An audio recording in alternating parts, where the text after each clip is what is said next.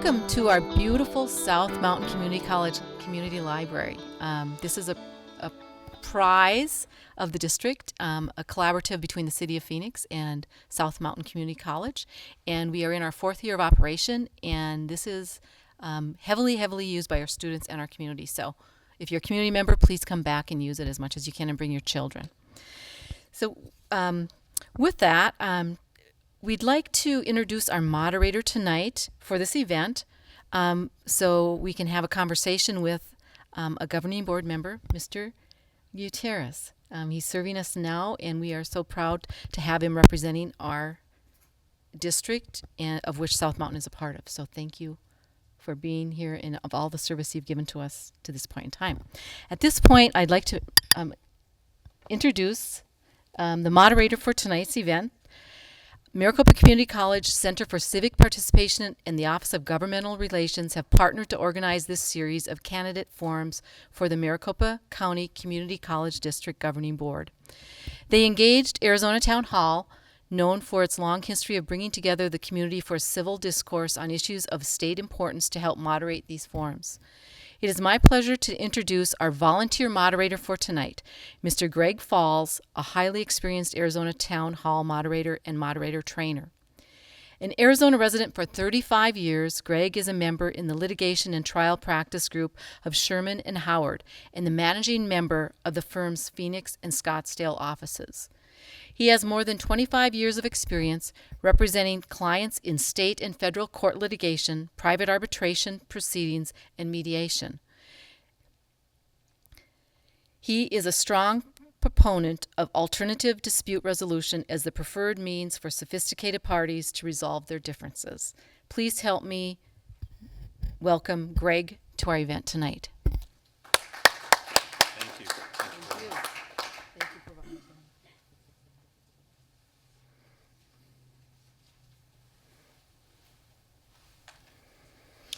Thank you for that introduction, Dr. Olson. You heard about what I do in my day job and a little bit about my volunteer job, which is with the Arizona Town Hall. And I just want to tell you a little bit about the Arizona Town Hall, in case you don't know who we are. You hear about town halls all the time, where either candidates or elected officials will gather a group of people together, and it seems to be a contest of who can get on the news for asking hard questions or making soundbite answers. And that is not what the Arizona Town Hall is. Arizona Town Hall is an organization that's been around for 50 years, and we get together a couple times a year, most recently at the Grand Canyon and in Tucson, and we bring citizens from all over the state to talk about an issue, a pressing issue of importance to the state of Arizona. Things like the economy, education at the K to 12 level, pre-K education, college and above education. We've talked about the judiciary. Most recently, we talked about vulnerable populations, not necessarily people who are in poverty, but are right on the edge. And what we do is gather people from all sides of an issue, get together, ask some questions, and then talk about what are our ideas to resolve the difficult issues. We all have opinions. We don't all agree on everything. But what we also have are some areas of common ground, and we like to reach consensus on the areas of common ground for the purpose of moving us forward. We also then volunteer our services for events like this, and what I'm happy to be here. I thank Mr. Gutierrez for being here. Thank you to the staff who's going to help us put this event on, and thank you to those of you in the public who are here today and who may also see this event at a later time. We are taping this event, and it will be shown, I'm not sure when, but it will be shown for members of the public to see later. Here are kind of the ground rules that we're going to follow for this event. We're going to ask Mr. Gutierrez to give us an opening statement on whatever he chooses.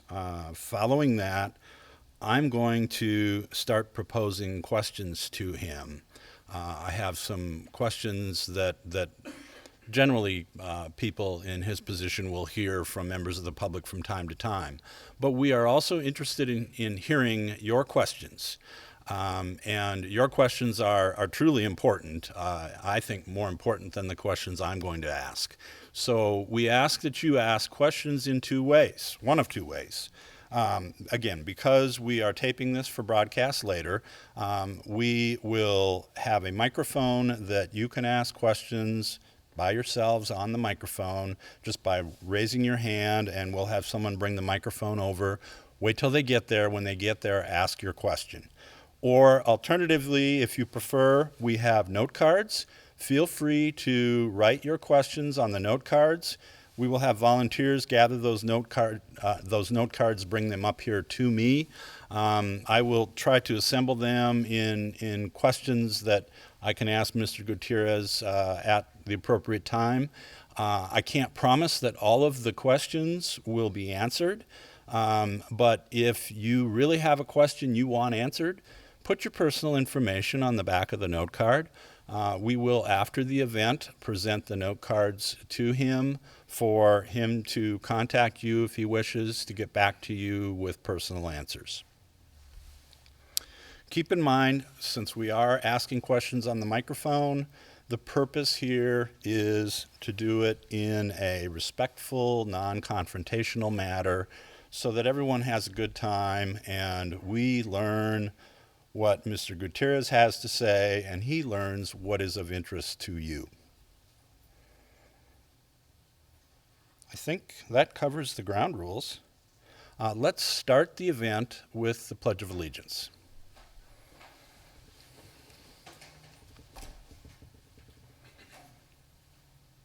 I pledge allegiance to the flag of the United States of America and to the republic for which it stands, one nation, under God, indivisible, with liberty and justice for all.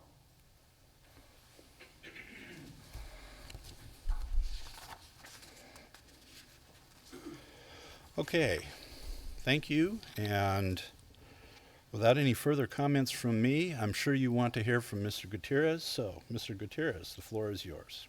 Thank you. Well, thank you all for being here, and thank you, Mr. Falls, and the Arizona Town Hall. Let me begin by doing a brief biography, though I suspect from this point many of you know my biography or some parts of it. And then the reason that at first I asked to be appointed and then sought election to the Community College Board, and I hope to do so very briefly. The biography is important for this reason, is that my public life, and I have essentially been in public life since I came back from Vietnam, from the Army, has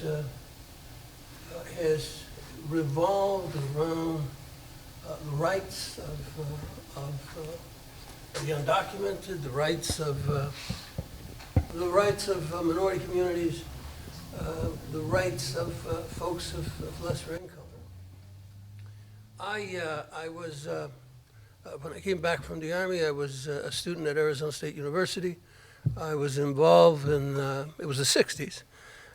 That's important to remember. I was involved in a number of demonstrations and thrown out of ASU. Ignobly, I might add. It wasn't a nice departure.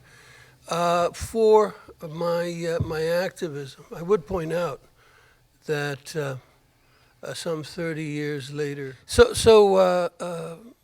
I would point out 30 years later I received an honorary PhD from the same institution, but it did take him a while.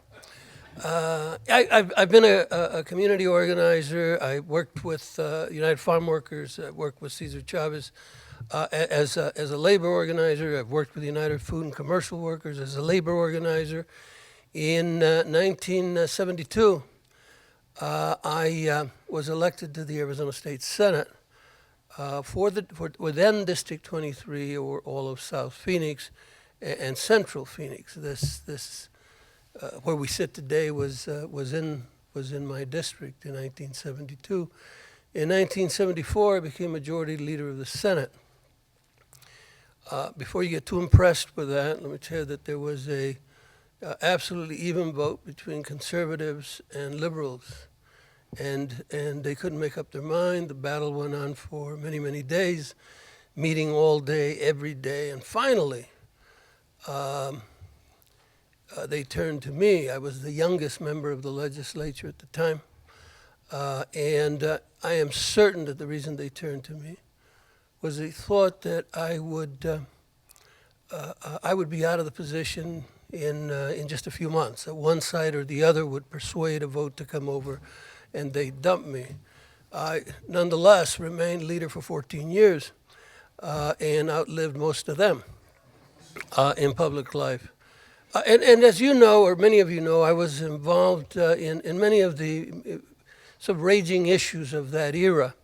Amongst those issues of that era was the governance of community colleges, the funding for community colleges, and the transition from community colleges from a system that was perceived as a junior college system, as a system primarily for old people in Sun City so that they would have something to do after 5, in their case after 2. There was a transition that took place in the early 70s to create a college system that was taken absolutely seriously, and I was part of that transition. So I find myself here today for the following reason. Beginning in 2007, when the Republicans, the right wing, took over the legislature, the funding for community colleges became at risk. What we saw was, when I left the legislature, the state share of funding for community colleges, and for Maricopa in particular, was 28 to 35%, depending on enrollment. By 2009, that had become 1%. It is less than 1% today. So that the 3 major sources of funding, which is tuition, the 2% tax levy, and state aid, that sort of 3-part funding formula was greatly damaged. 1/3 of the funding went away. And here's what shocked me. Let me tell you what shocked me. When the universities were cut, they raised all sorts of issues, the Alumni Association, et cetera, and a series of arrangements have been arrived at to soften that blow. They were cut, ultimately, but the blow was softened. When K-12 was cut, all hell broke loose, and it's culminated in a lawsuit that's going to settle at about $3 billion, or $1 billion, excuse me. It probably will settle at slightly over $1 billion. And that's because teachers and administrators and parents fought back. When the community colleges were cut to less than 1%, nothing happened. There were no students at the legislature demanding that it be reinstated. There was no alumni association at the legislature demanding it be reinstated. Faculty association wasn't suing. I mean, there was just silence. And that silence is what absolutely disturbed me. So I was going to run. Mr. Miranda ran, as you know. And I deferred to him. When he passed away, I asked to be appointed for that reason. I believe that the community colleges are in jeopardy. They don't look in jeopardy. We're sitting in an extraordinarily beautiful campus. And if we were at Chandler Gilbert, we'd be looking at a beautiful campus. And we'd be at a historic campus at Phoenix College. And so perhaps there is some feeling that somehow everything is going to be okay. And maybe it will be okay, but it won't be okay without a major struggle to reinvent an economic model that works for the community colleges in the future. That's my opening statement, whether you like it or not. Thank you.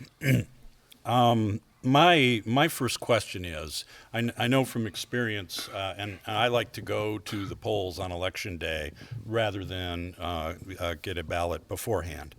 And as I go down through the races, I'm going to go through a lot of them before I'm going to get to the Maricopa Community College's governing board race. And I also know from experience that people tend to drop off on what they're voting for as they get further down the ballot.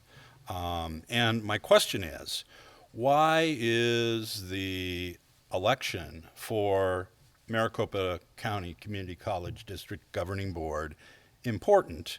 And what effect do the governing board members have on the education that's provided by the community colleges? Well, let me answer that in sort of writ large. Because why is the election important? The answer is because the colleges are important. There's 260,000 students in this system, 260,000, approximately 85,000 full-time FTEs in this system. It is the largest system in the United States, but it's important for another reason. 67% of the students who enter in this system need one or more classes of developmental ed before they can move into college level. They can come here. They can come to this institution. They can come to the other 9 sister institutions and obtain that developmental ed so that they can, in fact, enter a college education, in fact, reach their dreams. If this system isn't here, if it isn't funded, there's extraordinary danger that the first thing is going to go is developmental ed. That is, however, the bridge for an immense number of people. 60-some% need developmental ed. Now let me share another figure with you. In 2009, 2008, excuse me, the majority of students in the K-12 system became minority. In 2013, the majority became Latino. And so the majority of students, unfortunately, it is the students of color who inordinately need developmental ed. So why is the election important? It's important so that we maintain a healthy system for everyone. And there's another a statistic that I think everybody should carry around with them. And that is that 60-some% of the kids, and I don't know, I've heard like 3 different figures, but it's over 60% of the incoming class at ASU has 12 or more hours from Maricopa County colleges, 12 or more hours. So in fact, the system is working.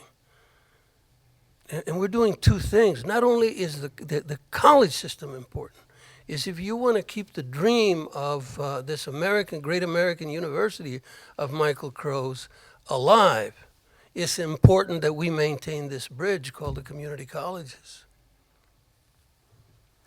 You mentioned a couple things I want to follow up on. One is the developmental ed that I think the number was 67%. That's a very healthy service provided by the community colleges. And the other one was that a number of students at ASU have significant credits from the community colleges either before or while they're at ASU, but they're ASU students. Is there a broader service to be provided whereby the students not only receive the developmental ed and maybe help if they're ASU students, but what about an education to go out and get a job where that education itself is provided by the community colleges? Well, these community colleges provide there's 80 plus thousand full-time students in the community college system. Many of them will be transferring to ASU, NAU, or the U of A, or some other four-year institutions. As a matter of fact, today in the MAPS program, there are 8,000 students in that program today. So that clearly the community colleges are providing extraordinary education today, an extraordinary quality education for those seeking a college education. But they're also providing an immense presence in workforce development. So that we're talking about people coming here in order to leave here and take and improve their marketable skills. And again, let me stress to you, of the 60+% who come to this system and who need assistance, some of them have just graduated from South Mountain High. And they may need assistance, and the assistance they may need is minimal. They may need help in one class, a class or even in one narrow part of, for example, mathematics. Others who've been out of school for 10 or 15 years and realize that their prospects to better themselves are not going to get any, are not going to improve unless they get a college education, are coming back. And there we're discovering they need much, much more assistance. But to your point, is the community colleges, or are the community colleges, providing a quality education? I don't think there's any question by any measure nationally this is the finest system in the country.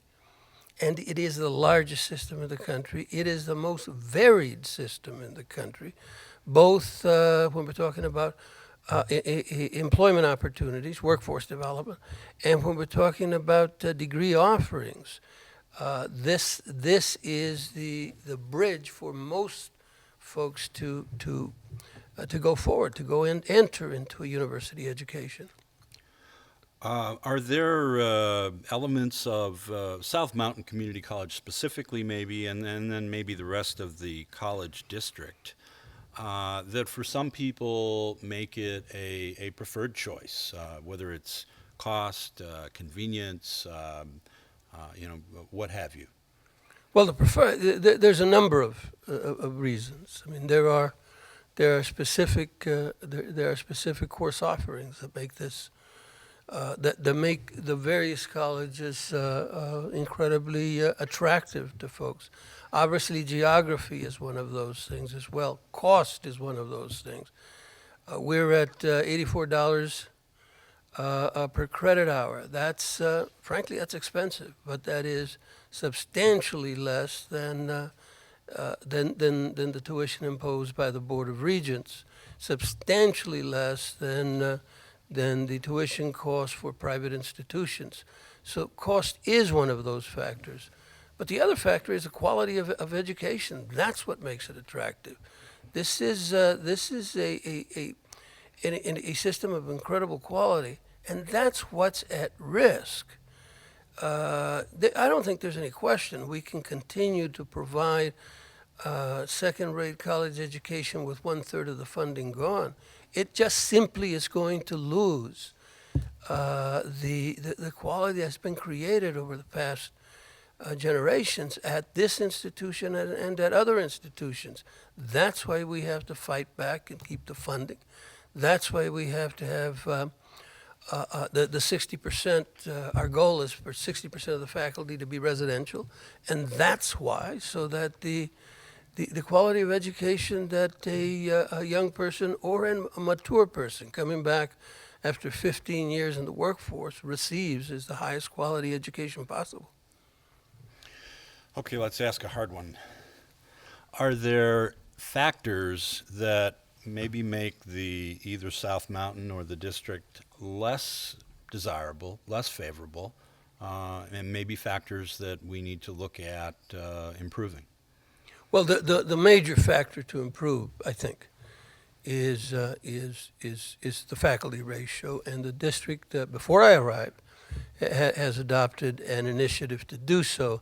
And my goal is to make sure that we keep funding that initiative. I absolutely believe that is a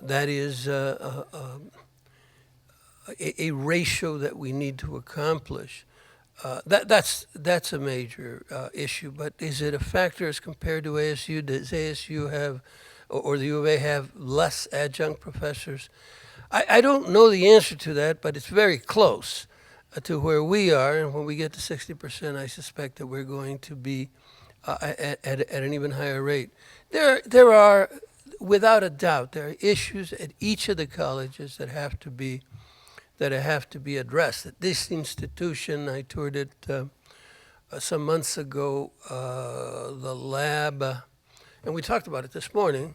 The labs were unfortunate. They're in a bad state. They shouldn't be in that state. And the president of the board is here, and that's 2 votes, 1 more, and we will. I can have this conversation because there's only 2 of us here, Mr. President. We've got to get those buildings repaired. There are indeed some negatives, but no, I think if you're looking for a major factor of why this college fails, that's the beauty of it. It doesn't, and one of my reasons for being on this board is to find an economic model to assure that it doesn't in the future either. You mentioned a faculty ratio, and I suspect that most of the crowd here knows intimately what that means. But for those who may see this and not know, I've heard something called a 60-40 ratio. Is that what you're talking about? I am. The 60-40 ratio refers to that 60% of the teaching faculty be residential faculty, that is, be tenured faculty at each of our institutions. That is the goal. The remainder of the faculty is called an adjunct faculty, and it is a faculty that is fundamentally part-time. In some cases, people are working full-time. That is, but they're on a part-time basis and paid on a part-time basis. They're less expensive. And frankly, because our commitment to them isn't as great as it is to residential faculty, it is easy for them to leave when another opportunity comes about, because our commitment to those individuals isn't as great.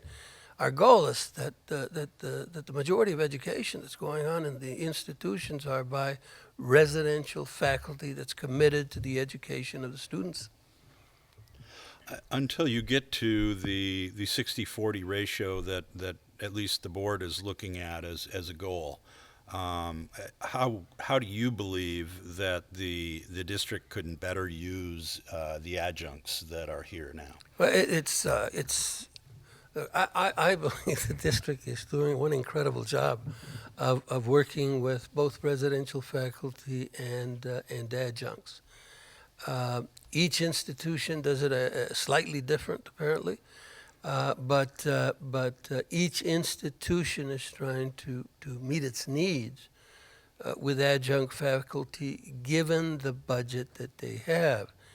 Obviously, had we not budget limitations, many of those adjunct faculty would be transferred over to residential faculty. If in the judgment of the president and other faculty members and the vice presidents that adjunct professor was qualified, so I believe our adjunct faculty could easily become residential faculty if the funds were there. They meet the criteria that we do not have. I think overwhelmingly in the system, we do not have adjunct faculty that is ill-prepared to teach the content matter to which they've been assigned. Let's talk about funding. We, as you mentioned, we have a legislature dealing with a problem of underfunding the K-12 schools. We have cuts in university funding, cuts in community college funding. We have students who probably cannot afford much more in the way of tuition. Given all those diverse competing demands on a pool of money that can't cover them all, what ideas do you have to improve the funding sources for the community colleges? Well, let me begin at the beginning. The economic condition of the state came about because of willful abandonment, a willful dereliction of duty by the legislature. It isn't accidental. I mean, there was in fact a recession, and that recession did in fact limit income. But the major damage to the income sources of this state was a drunken spree that the legislature went on, giving tax breaks to special interests and corporations, and reducing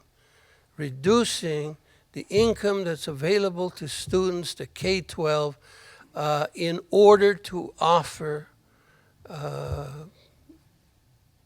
special tax treatment to major corporations.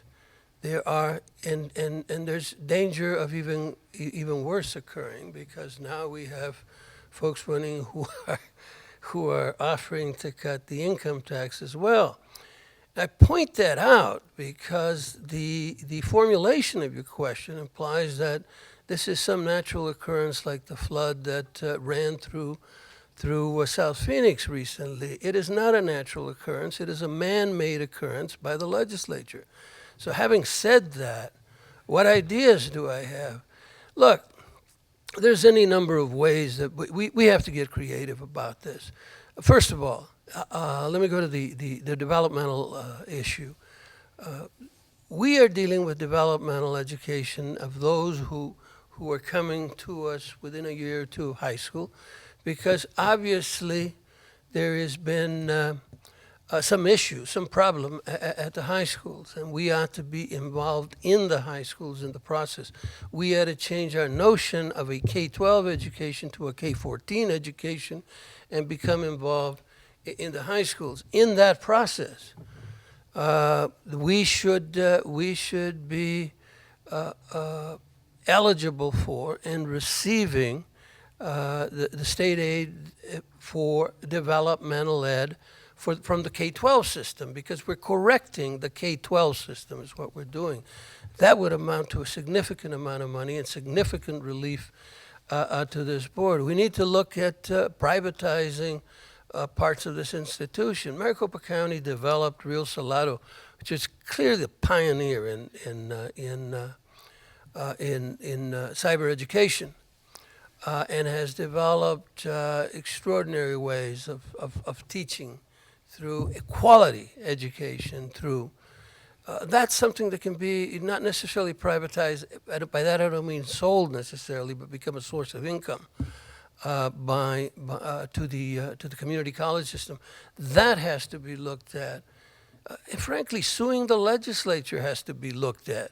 The K-12 system sued the legislature and won for $1 billion, and we ought to be doing the same thing if we have grounds to do it. The other thing we ought to be doing is asking our alumni, and we have, remember, Phoenix College is 100 years old. There are dead alumni from old age already. Our alumni to get off their butts and get to the legislature and start demanding that we be treated with fairness. So there's any number of ways to look at this. But what we can't do is simply sit around as if though the creek's going to rise someday, because it isn't going to rise as long as the folks who drained it are at the legislature. Now, I understand there's a system in place whereby certain classes at the high school level primarily, there are dual credits offered where the students get graduation credits from high school, and then they also can earn certain college type credits for those classes. What is your position on those? Are they working? Any changes that should be made in those? Well, it should be expanded. I mean, there's no question that especially concurrent education, should be expanded wherever we can possibly do that. Look, we have many young folks graduating from high school at the same time they're receiving an AA degree, and they're ready to do their final 2 years at a university. That system provides a wonderful opportunity for a lot of young folks out there, and we ought to be expanding it. It's a matter of cost. It's a matter of budget, and it's a matter of relationships with the K-12 system. But all of that should be a primary focus of the colleges, and I believe it is. I think the chancellor made it clear this morning. We had a meeting on the future of the colleges, and made it clear that that was an area of primary concern for the future. You, in your opening statement, referred to the fact that you are currently filling the term of someone else and now running for a full term on the board. During the time that you've been filling out the remainder of your predecessor's term, can you describe what it is that you feel you've accomplished, that, one or two or however many things that you've accomplished that you believe are significant and important? Well, I think I've served as a counter voice to other voices on the board.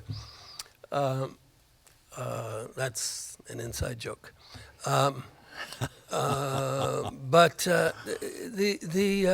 I think the primary thing I've brought to the board is this insistence that we have to look at the economic model, insistence that developmental ed has to be a primary issue with us. I don't mean to imply that there was resistance from the majority of the board. There was not. I mean, I think that the majority of the board has been in agreement. I think I've just raised the argument, if you will, to a higher level.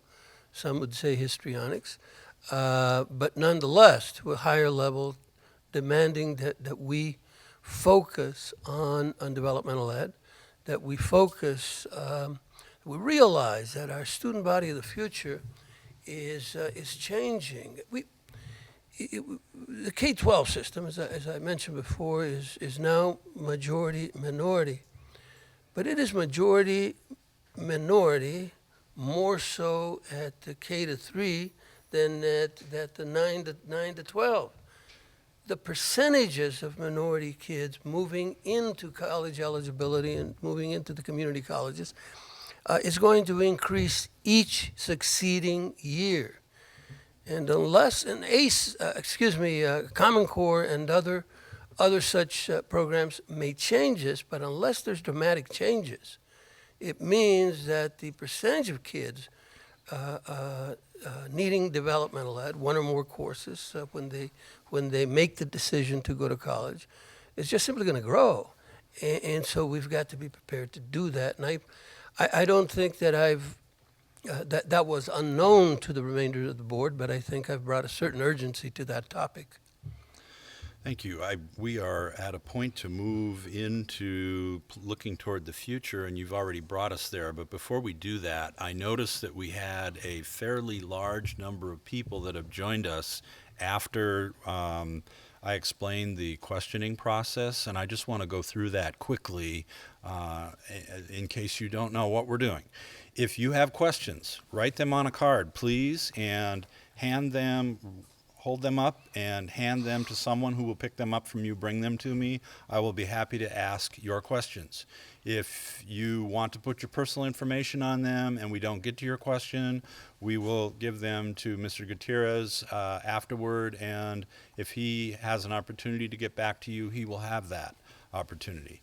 Alternatively, If you can't write very well, or you just think of it and you want to ask it on out loud on the microphone, just raise your hand and we'll bring a microphone over to you and you can ask the question. Okay? All right. My next question, we talked about filling out your predecessor's term, and I want to move forward now into your next term. What are your key policy objectives, ideally to be accomplished or at least implemented during that term? Well, I think I've stressed them. I think it's my hope is that in the policy deliberations over the budget, which are taking place now, will be taking place for the next few months, we can focus on developmental ed.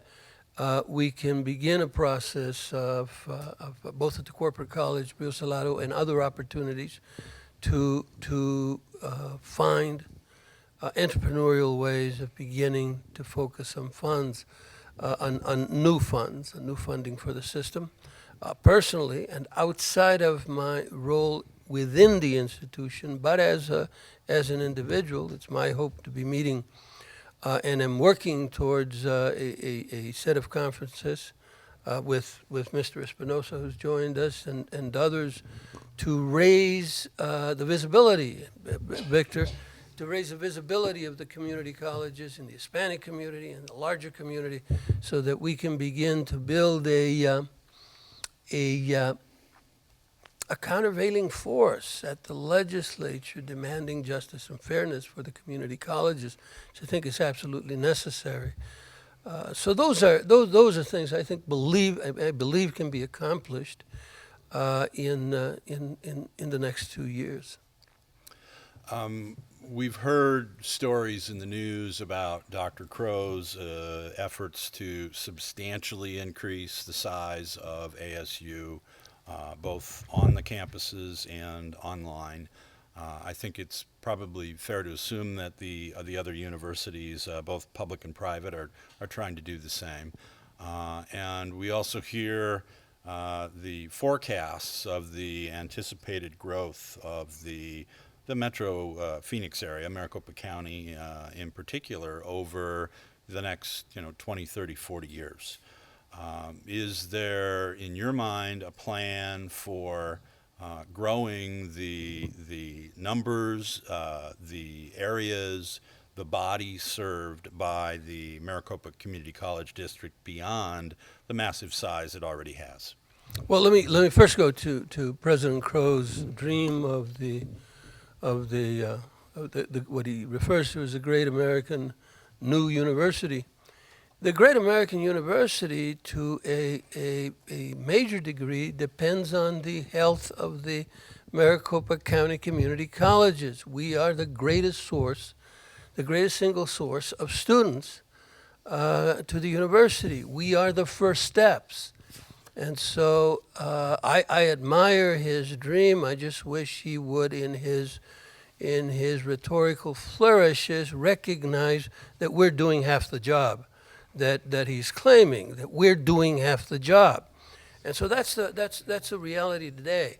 The reality today is, if he's going to reach the massive numbers that he talks about, the largest university in the country, then we have to do our job even better than we are, and we have to be larger than we are. As to the plan for the future on growth, growth is going to be a major challenge in the future. The number of the population is going to continue to grow. I think there's little doubt about that. However, I think the competitive factors for students is going to continue to be an open competition. I think we're seeing in the issue of Rio Salado, for example, and the digital world, that ASU is coming very late to the party that Rio Salado pioneered. I I think those are as advanced as it may seem to those of us who remember dialing the phone and having to put our little finger in the chingamadinger and bring it around, and come from an age when there was only 3 television networks, and that was only in an urban area up in Miami where I'm from. You had to have cable, and Mexicans couldn't afford cable. So we had to go down to the Western Nado, sit outside in the sidewalk to watch TV. It's pretty nice. It was a community room.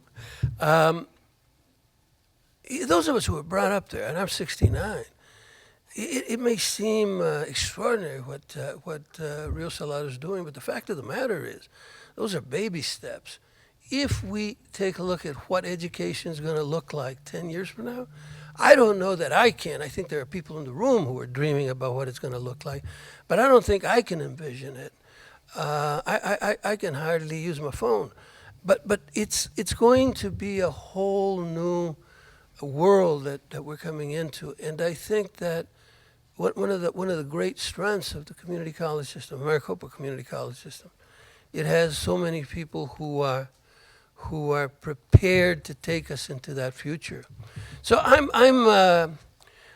not concerned. I think that just like now, other colleges and institutions are relying on software that was developed at Rio Salado. I think that in the future they'll be relying on systems that we are developing today. And we're developing them because we're dealing with the toughest demographic population. Look, the kids who are getting into ASU are prepared, and they're going forward.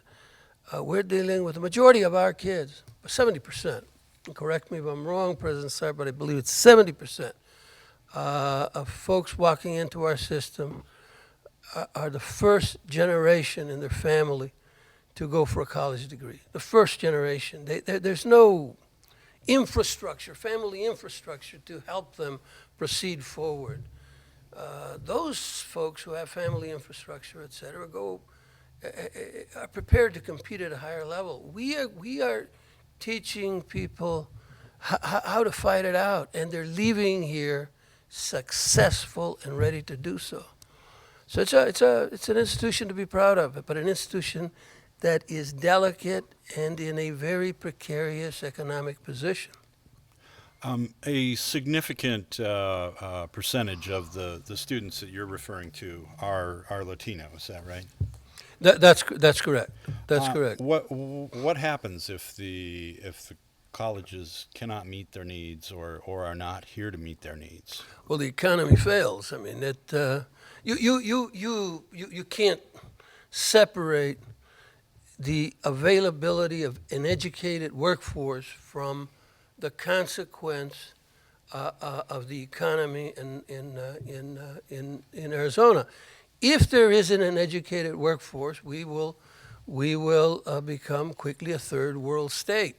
And it will happen very quickly simply because the demands of the future for an educated workforce will continue to increase. In the 50s and in the 60s, there was a manufacturing economy that allowed people without a high school diploma to go punch things.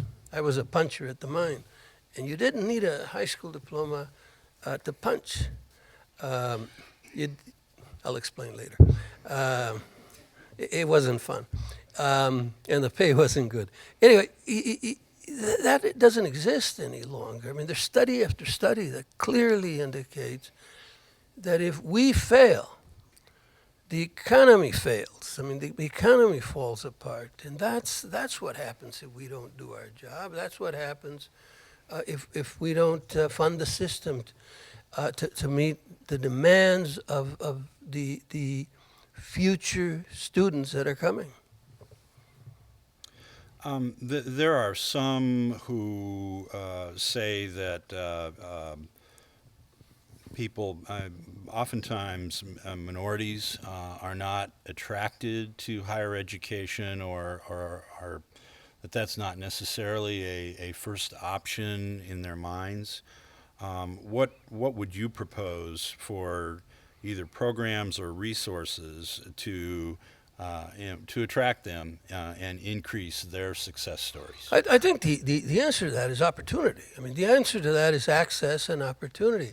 I don't think there's any doubt that every youngster, be he Hispanic or African American, um, wants to go forward, wants to advance themselves. But the question, as I said before, 70% of the students at the college system are first generation. So there isn't an infrastructure in the home. There isn't aunts and uncles, et cetera, who are saying, Juanito, you're going to college. And most of us, to many of us, that's second nature. I walk around telling my kids when they were younger, you're going to college from the time they were 3 or something. I mean, we expect that. 70% of the kids don't have that infrastructure. So if that infrastructure doesn't exist in the family, in the immediate family, then it has to be created externally through the schools and through access. I mean, we have to be in the high schools. I'm convinced that the answer to our developmental ed issue is when we leave this campus and go into the high school. And I've spoken to the president. President Olson has great dreams and plans of going into the high schools. Why hasn't she done it? Money. I mean, we're talking about a funding issue. All of this can be resolved, but we have to have the commitment to do it, the creativity to do it, and we have to have the courage to take on the naysayers in government. We have to take the courage to take them on and frankly, win so that we can build the infrastructure for the future. Let's keep going on with money. You talked about your experience at the beginning in the legislature, and I think it's safe to assume that you've been involved in writing bills, shepherding them through the process, twisting some arms, getting laws passed. Do you think that you would be able to use that unique set of skills that you have to write, lobby, somehow work on changing the problems that you described with the funding at the statewide level, and get the legislature back to a sense of responsibility? Well, that last part, get the legislature to a sense of responsibility, may be an issue of biblical magnitude that I can't accomplish. But the first part, the answer is yes. They may not like it, but I think we can build the kind of infrastructure. I think it's going to take a few years. It's going to take 2 or 3 years. But I think we can approach the legislature in the future not with simply our lobbyist, our governmental relations person, who is excellent, going to the legislature, but with the backing of alumni, of the faculty association, of parents, of students behind, and making that a priority. I think we have to build that infrastructure. It doesn't exist today. But yes, I can help build that because I know what it looks like. I know what it's going to take. I know how to do it. I've done it, and I'm prepared to do it again. Okay, I think we have a question over the microphone from the crowd. Please, sir. Yes, if I can't text it for spell check, I can't write it. So, Senator, I would say to you that there's a misconception or perception that the Hispanic business community is possibly not supporting education, and I think sometimes that's misinterpreted because we don't seem to beat the drum real hard. But I would say to you that because of your leadership and your past experience in literally devoting yourself to issues, not just of Hispanics, but I think issues of minorities and the poor community, that there is a great sense of, to some degree, of a sense that there is going to be change. And I would tell you that I've had a number of meetings since we started to discuss your request to put a statewide conference on education together, that it's starting to get traction. In fact, I was with Benito Alamanza, who's president and CEO of the Bank of America for the state of Arizona, who is very supportive, obviously, of education. So I do believe that there is going to be a new sense of responsibility from the Latino community, and especially from the business Latino community, to support you wholeheartedly. And you need to know that you're doing some heavy lifting, but we're going to be there with you because of your track record. Thank you, Tom. I should explain that since I've been on the board, and even before, the concern of what's going on at the community college is a major concern. It's a major concern for obvious reasons.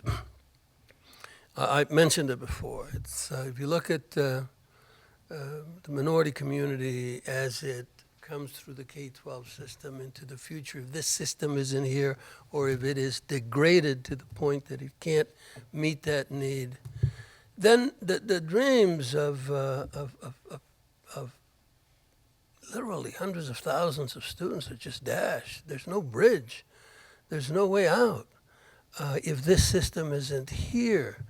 And so I have been working with Tom, with Victor, with a number of Helios Foundation, et cetera, to talk about a major effort to motivate at first the Latino community, but the larger community to get involved in this battle. This is what I was talking about before. Do I bring certain talents or certain assets to this board? And I think I do, and that's part of what I bring. So thank you, Tom. Thank you for the comment. You saw how easy that was. If anyone else has any comment or question, please. We have one here. Alfredo, I have a comment and a question. The question is part of the Maricopa County Industrial Development Authority. I'm a board of director, and we look at creating jobs, maintaining jobs, and improving the quality of life in Maricopa County. We've got a pretty large I'd say nest egg of capital that we need to deploy into the community to create more jobs. Where do you think the Maricopa Community College could collaborate or come to somewhere like a Maricopa County Industrial Development Authority to find some avenues to support some programs that are really creating jobs in the community and are really successful throughout, not just in South Mountain, but the entire 10 schools? Are there any programs that are underfunded that have just great track records that are bringing qualified employees to the workforce? Are you kidding, Victor? See that man right there? He's the president of Gateway Community College, and he was about to tackle you while you were talking. and that man over there is President Sarr, the president of the board, who's one of many concerns, but a major concern of his is workforce development. So absolutely, I think that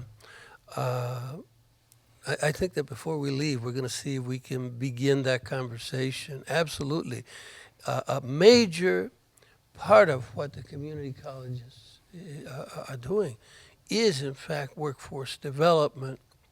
Is trying to create opportunities. For not only folks coming out of high school, but in many instances, we're talking about people who've been in the workforce and now they're 30 years old and have 3 kids and recognize that they're just not going to make it unless they can come back and get a degree or get a set of skills that are marketable. And so we have the many programs in that area. I will be frank with you, that's not one of my areas of expertise. That's Mr. Sarr's area of expertise. I'm trying to catch up and get there. But I know that is a major part of what we do. So the answer is absolutely yes. Let me follow up on that just a little bit, because you mentioned people who have been in the workforce and then are looking to go back, and they have families, they have children, they have day-to-day responsibilities, and while tuition is far more affordable at the community colleges than it is at many other colleges, that whether it's $84 a credit hour or what have you, that adds up. And when you're looking at putting food on the table, taking care of the children and everything else, that probably can become a problem that will dissuade people from going entirely through the process. Do you have any thoughts or ideas on how we help those people, either by reducing tuition or subsidizing them or whatever, so that they actually can complete the process and get the education that they really want and need? The tuition in county and state tuition is $84 a credit hour. Now that's expensive, and that's much more than it should be.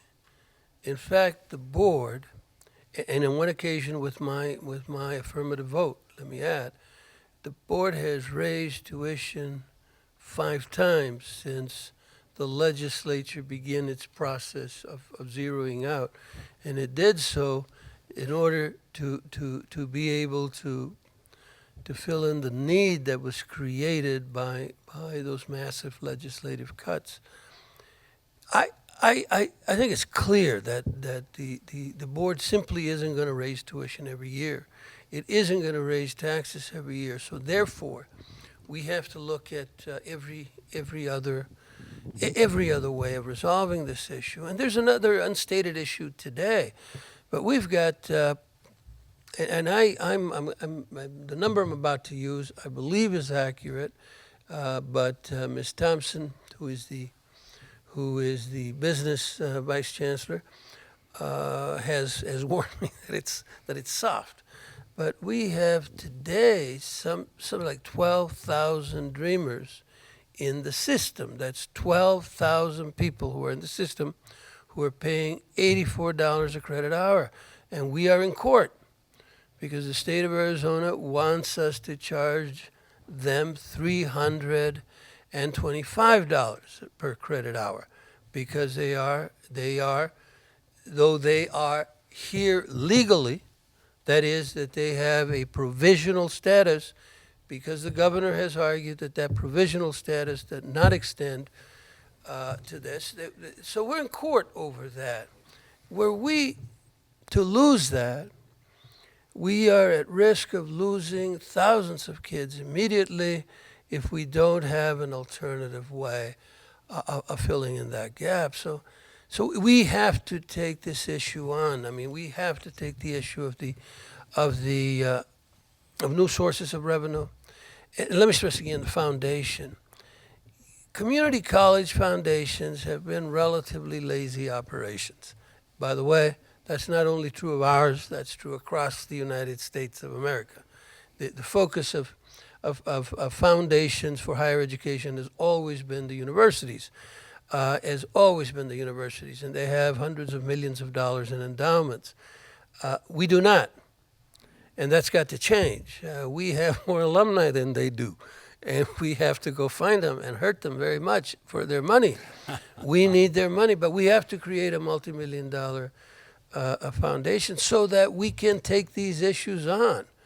But there's real dangers out there in terms of if we were to charge $325 a credit hour, just think of it.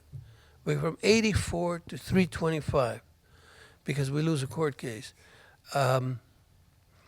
The shock wave would be immediate, and we can't sustain it. So yes, we have to keep on worrying about new sources of income all of the time so that we don't increase tuition any longer. And secondly, if and when that other shock wave comes about, we can absorb it.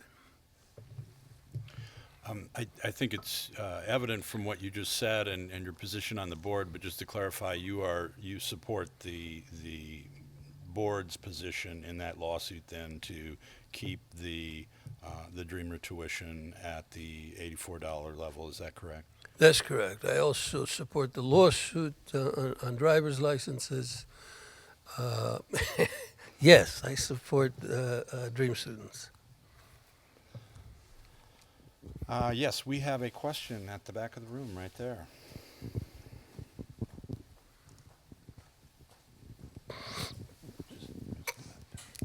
Good evening.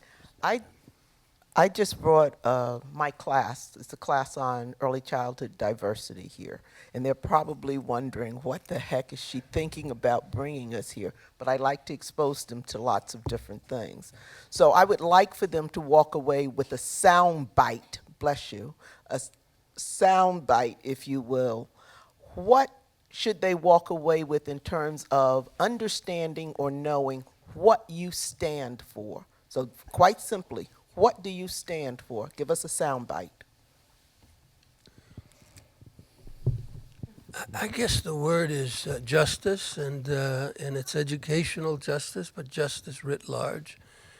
In this instance, it is about access to education. Education is the great equalizer. It is the great equalizer in this country. Deny it, and you will have a class system, a caste system come about very quickly. And we've had that in the past. So it is about justice. It is about educational justice. It is about access to education. And it is about all of the benefits that come about from having access to education for everyone in America. Do you have a follow-up on that, or? Well, I actually do, but I figured I'd give somebody. Oh. Please. Because we're being taped.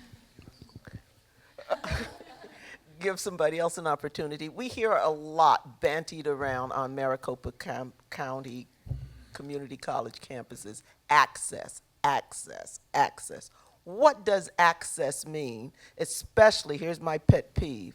Access starts back at elementary school because too many of our students, as you've mentioned, come under or unprepared, and we end up doing a lot of developmental education classes. It's like a revolving door. I don't know if many of you, maybe some of you don't remember revolving doors. You used to go and you could get caught going round and round and round. So I'm dating myself. It's a revolving door for many of our students. They spend quite a bit of time negotiating and revolving around developmental ed. So what do we mean by access? Can you clarify what access is supposed to mean to our community? Well, one of the things it means, I don't mean to argue with you, but one of the things it means is developmental ed. It means that, like it or not, the K-12 system in many instances hasn't done its job. And we can deny access by saying you don't qualify, or we can do developmental ed. Now, frankly, we're doing some pretty extraordinary stuff here at South Mountain. Here at South Mountain, there's a program that has astounding results. At South Mountain Community College, there's astounding results around, at Scottsdale Community College as well, around developmental ed. And those things have to be taken to scale. They have to be made system-wide. But what does access mean? In many instances, it means precisely developmental ed, so that people can, in fact, enter the college level classes competitively and succeed. Now, are we succeeding? Look, let me. I think overwhelmingly the answer is yes, we're succeeding. But are there failures? Of course there are. Of course there are. But I tell you, even in failure, there's success. If somebody comes here at South Mountain, and it happens, and they have a third grade math ability, and we're going to provide them with a 12 or 14 week class, it's very unlikely that at the end of that, they're going to be college ready, that they're going to go from a third grade to the 12th grade.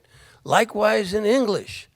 If somebody comes here with third grade English ability, it's very unlikely that in one semester they're going to go to be college ready. But I tell you what, if they go from third grade to sixth grade, that's an incredible success. That's an incredible success. Now, it won't get them into college placement. We still have to think about how we do that. But that's an incredible success. That's not a revolving door. That is a step, and a major step in the right direction. So I would tell you now that for me, developmental ed is a priority of these institutions, especially when 68% of the folks who come in here need one or more classes in developmental ed, one. And two, if you deny developmental ed, you deny access to 68% of the youngsters who won't get in the door. I think we have Good a question evening. here. Yes, those of us in higher ed are aware that the recruitment battle for students has gotten quite intense. You've got institutions like ASU who have budgets in the multi-millions, 60 million, I believe I heard. Grand Canyon University has come in at that level too in terms of really doing some serious marketing for students. Maricopa Community Colleges lags in its marketing budget. It's really not in the ball game at those levels. What importance do you place, budget importance would you place on marketing for MCCCD? It's Disclaimer, I work in institutional advancement at Scottsdale Community College, which handles marketing. So do you have a conflict of interest? Is that it? Is that what you're trying to say? He No, gets to keep his job, right? Let me say that since I've been on, and President Sire and I have talked about this again and again. This morning we had a board retreat on the future of the college. It's the first of a number that will take place. But one of the in my summary, one of the issues that I had was marketing. That we had to invest more in marketing, and we had to do it in a smarter and better way. I don't believe, given the current status of our foundation, that we will be able to move in steps anywhere near ASU's. But I think we can do a better job. I think we can put our resources together in a much more effective way. I think we have to centralize some of this. When the system was created, it probably took hours to get from Glendale Community College to Mesa Community College. They were both built before the I-10. They were both built before the 202. They were both built before light rail. And so what happened is that each was an individual institution, and each marketed to a 5-6 mile area around them, Scottsdale, etc.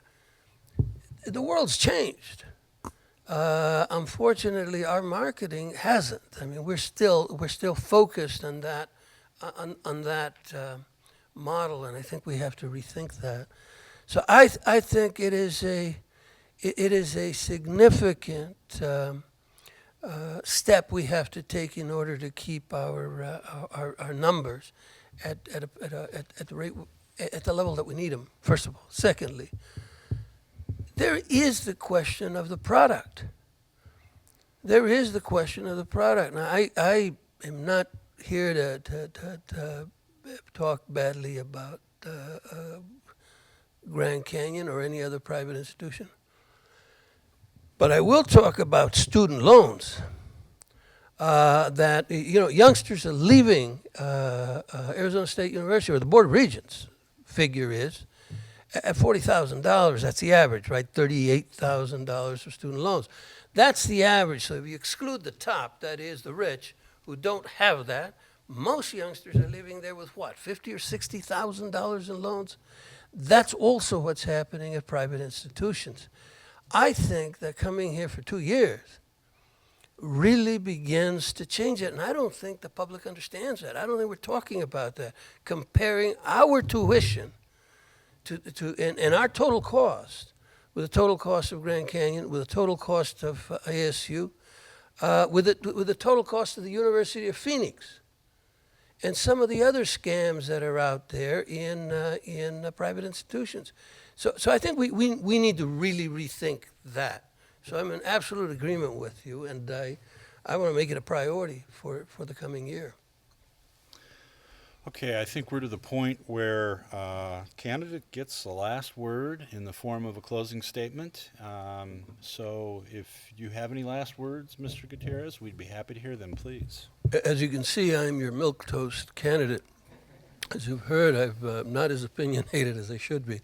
Look, I have some very strong, passionate opinions of the system and of trying to inject energy and creativity into the system. I'm 69 years old. I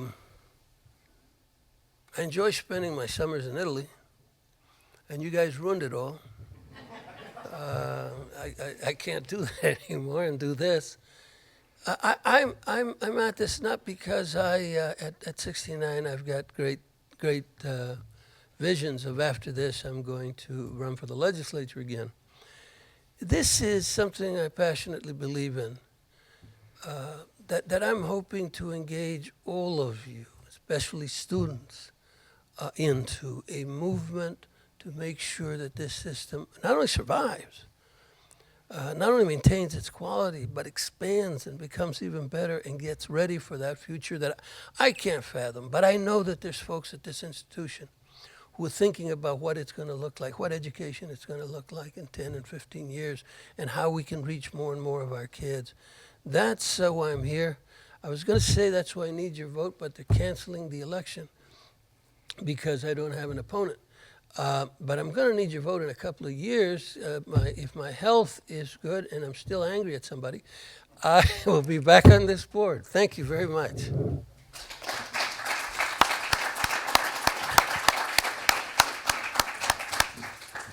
Thank you, Mr. Gutierrez, Thank for you, being sir.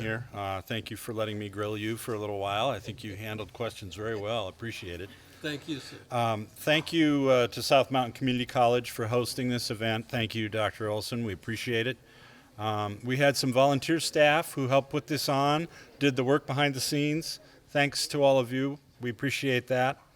Audience, you did a great job. Ask questions. I got some note cards with questions on. We got them asked. Thank you. We appreciate it.